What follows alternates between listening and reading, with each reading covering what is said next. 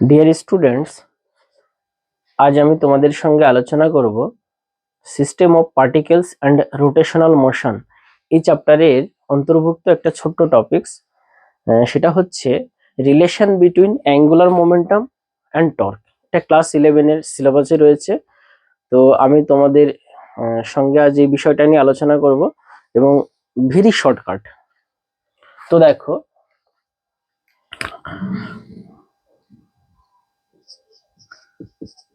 we know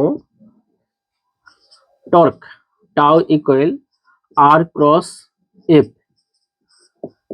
তোমরা অবশ্যই জানো টর্কের ফর্মুলা, টর্ক ইকুয়াল আর ক্রস এফ এবং এল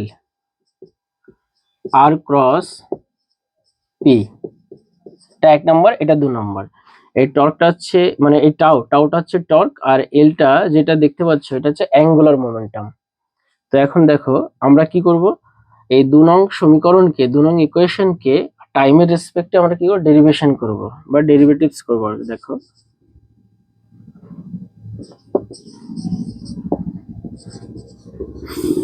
deep equation to with respect to t we get, আমরা পাই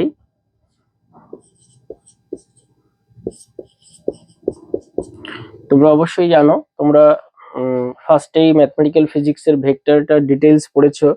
তো ভেক্টর অ্যানালাইসিস থেকে আমরা এটা জানতে পারি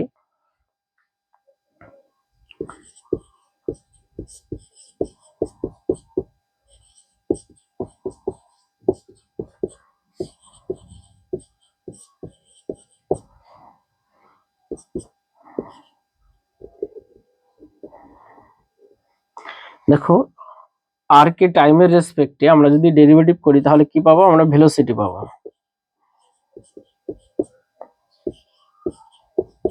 আর মোমেন্টামকে যদি টাইমের রেসপেক্টে ডেরিভেটিভ করা যায় তাহলে আমরা কি পাবো, ফোর্স পাবো।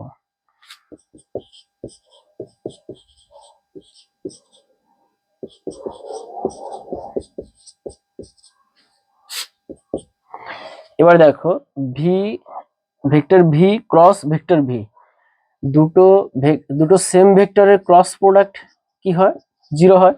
তাহলে এই পোর্শনটা 0 হবে। আর এখানে দেখো আর ভেক্টর ক্রস এফ ভেক্টর, আর ভেক্টর ক্রস এফ ভেক্টর, তার মানে এটা হচ্ছে টাও, এটা হচ্ছে টাও মানে টর্ক।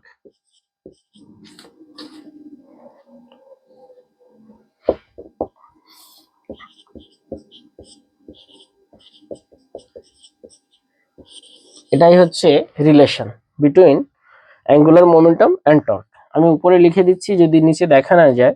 রিলেশনটা হলো